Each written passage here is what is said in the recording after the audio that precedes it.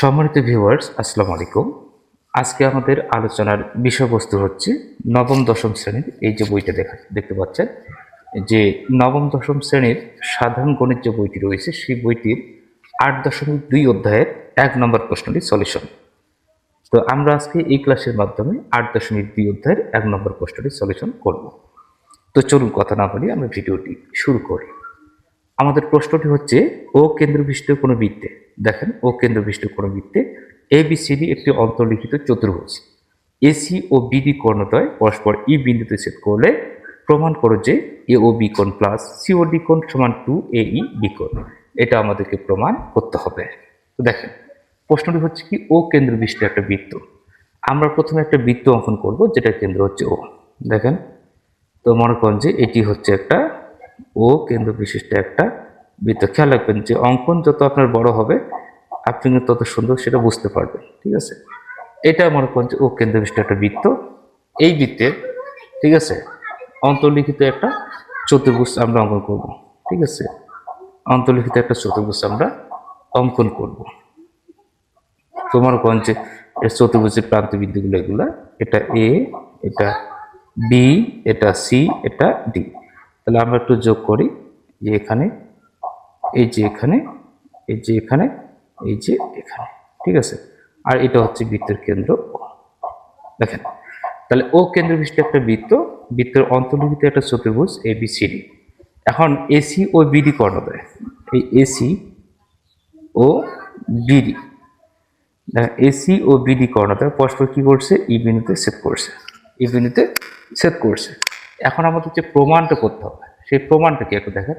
প্রমাণ করতে হবে যে এ ও বি কোণ প্লাস সি ও ডি কোণ সমান 2AE বি কোণ। খেয়াল রাখবেন যে এ ও বি কোণ মানে এইদিকে যোগ করতে হবে, এ ও বি কোণ প্লাস সি ও ডি কোণ মানে এই দিকের কোণটা যোগ করতে হবে। করার পরে তার মানে প্রমাণ পয়েন্টটা হচ্ছে কি, এ ও, দেখেন এ ও বি কোণ, এ ও বি কোণ প্লাস সি ও ডি কোণ, সি ও ডি কোণ সমান 2AE বি কোণ, 2AE বি কোণ। এটা আমাদেরকে প্রমাণ করতে, 2AE বি কোণ, এটা আমাদেরকে প্রমাণ করতে হবে।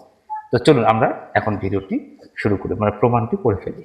দেখেন, আচ্ছা তাহলে আমি প্রমাণটা লিখে দিচ্ছি। এটা আমাদের কিন্তু প্রমাণ পয়েন্ট, এটা আপনি মনে রাখবেন। না, এটা অবশ্যই আপনি মনে রাখবেন যে এটা আপনাকে প্রমাণ করতে হবে। জাস্ট এটা আমি তুললাম এই কারণে যে এটাকে আমার লক্ষ্য বস্তুতে পরিণত করতে হবে। তো আমি এখন প্রমাণ যাব, প্রমাণটা আপনি কিভাবে করবেন। প্রমাণ, তাহলে এ বি চাপের উপর দণ্ডায়মান। আপনি সবসময় একটা বিষয়কে ফোকাস করবেন, এ ইডি, এই যে ত্রিভুজটা আছে এই ত্রিভুজটাকে একটু ফোকাস করবেন। আর ত্রিভুজের বহিস্থ কোণ কিন্তু হচ্ছে এটা, খেয়াল রাখবেন, এ ইবি কোণ, এ ইবি কোণ, এটা হচ্ছে বহিস্থ কোণ।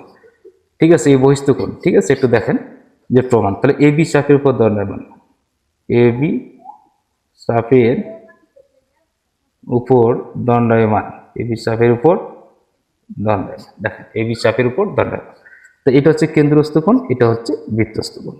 আর আমরা জানি যে কেন্দ্রস্থ কোণ বৃত্তস্থ কোণ কি হয়ে যায়, দ্বিগুণ হয়ে যায়। এটা খেয়াল রাখবেন। তাহলে এ ও বি কোণ সমান 2AD বি কোণ। আচ্ছা, এডি বি কোণও যা, এডি ই কোণও কিন্তু তা। আমরা লিখতে পারি 2AD ই কোণ, লিখলাম। এটা সমীকরণ 1, এটা সমীকরণ 1 দিলাম, ওটা সমীকরণ হচ্ছে 1। ঠিক আছে, এটা হচ্ছে সমীকরণ মনে করেন যে 1। আচ্ছা, এরপর দেখেন, ওটা একটা গেল। এরপর দেখেন সিডি চাপের উপর দণ্ডায়মান। কি চাপ, সিডি চাপের উপর দণ্ডায়মান। তো সিডি চাপের উপর দণ্ডায়মান কেন্দ্রস্থ কোণ কি ধরবেন, সিওডি কোণ যদি আপনি ধরেন তাহলে আপনি বৃত্তস্থ কোণ কি পাচ্ছেন। ঠিক আছে, সিডি চাপের উপর দণ্ডায়মান। আচ্ছা, তাহলে এবার লিখবেন যে সিডি চাপের উপর দণ্ডায়মান, সিডি চাপের উপর দণ্ডায়মান। তাহলে সিও ডি কোণ, কেন্দ্রস্থ কি কোণ, সিও ডি কোণ। ঠিক আছে, কেন্দ্রস্থ সি ও ডি কোণ। তাহলে কেন্দ্রস্থ সি ও ডি কোণ সমান 2, বৃত্তস্থ সি এ ডি কোণ। দেখো সি এ ডি কোণ, খেয়াল রাখবেন সি এ ডি কোণ। তাহলে আপনি এখন লিখতে পারেন সি এ ডি কোণ বা ডিএসসি কোণ, একই কথা। দেখেন এইটা হচ্ছে কিন্তু আমাদের কি হয়ে গেল, কেন্দ্রস্থ কোণ এটা, তাহলে বৃত্তস্থ কোণ কোনটা, এটা কিন্তু এক জায়গায় মিলিত হয়েছে। সো আপনি খুব ভালো করে খেয়াল রাখবেন যে এটা এক জায়গায় মিলিত হয়েছে। তাহলে সি এ ডি কোণ অথবা ডি এ সি কোণ। আমি বলছি আপনি সবসময় এই ত্রিভুজটাকে ফোকাস করবেন, ত্রিভুজের অন্তস্থ দুইটা কোণ নেবেন, আর অন্তস্থ কোণ যে ত্রিভুজের বহিস্থ কোণ অন্তস্থ বিপরীত কোণের সমষ্টির সময় এটা আপনাকে লাগবে। তাহলে সি ও ডি কোণ যখন আপনি লিখবেন তখন আপনি লিখবেন ডি এ সি কোণ, ডি এ সি কোণ, অথবা আপনি লিখতে পারেন কি টু ডি এ ই কোণ, ডি এ ই কোণ। এবারে টু ডি এ ই কোণ, এটা হচ্ছে সমীকরণ নং 2। ঠিক আছে, এটা হচ্ছে সমীকরণ নং 2। ইনশাল্লাহ এইভাবে লিখবেন। লেখার পর দেখেন এখন আপনি যে কাজটা করবেন সেটা হচ্ছে কি, আপনি এখন এই সমীকরণ দুটাকে যোগ করবেন। আমি এদিকে লিখতেছি, এটা কিন্তু আমাদের প্রমাণ পয়েন্ট, এটা আপনি কিন্তু এখানে লিখবেন। অতএব সমীকরণ, হ্যাঁ, সমীকরণ নং 1+2 হতে পাই, সমীকরণ নং 1+2 হতে পাই। আপনি এবার লিখবেন, লেখার পরে যে কাজটা করবেন এখানে এ ও বি কোণকে লিখবেন, এ ও বি কোণ মানে বাম দিকের সাথে বাম দিক, ঠিক আছে, প্লাস এ প্লাস দিবেন সি ও ডি কোণ সমান। এখন দেখেন টু এ ডি ই কোণ, তো টু এ ডি ই কোণ লিখবেন, লেখার পর প্লাস ডান দিকের সাথে ডান দিক, to A D D A E কোণ, টু ডি এ ই কোণ, এভাবে লিখবেন ডি এ ই কোণ। আচ্ছা, লেখার পরে এখন দেখেন যে এখানে কিন্তু অলরেডি আমরা এ ও বি কোণ প্লাস সি ও ডি কোণ পেয়ে গেছি, আমাদের কাজ এখন এইখানে। তো আমরা কি করব, টুটাকে কি করব, কমন নেব।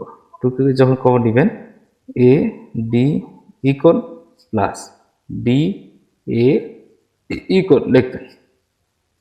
আচ্ছা, লেখার পরে একটা জিনিস খেয়াল রাখেন যে এই যে এ ডি ই কোণ আর ডি এ ই কোণ এগুলো হচ্ছে কিন্তু এই যে ত্রিভুজটা যে আছে, আমি এটাকে এই দিকে দেখে দিচ্ছি আপনাদের, যে এই কোণটা কিন্তু এরকম হচ্ছে, তাই না? দেখেন তো এরকম হচ্ছে কিন্তু, দেখেন, হয়তো দেখা যাচ্ছে না, তো দেখেন বিষয়টা কিন্তু এরকম হচ্ছে, একটু উপরে দিই নাকি, তো বিষয়টা হচ্ছে এরকম, একটু দেখেন যে একটু মনোযোগ দেন, ইনশাআল্লাহ বুঝে যাবেন, এরকম হচ্ছে।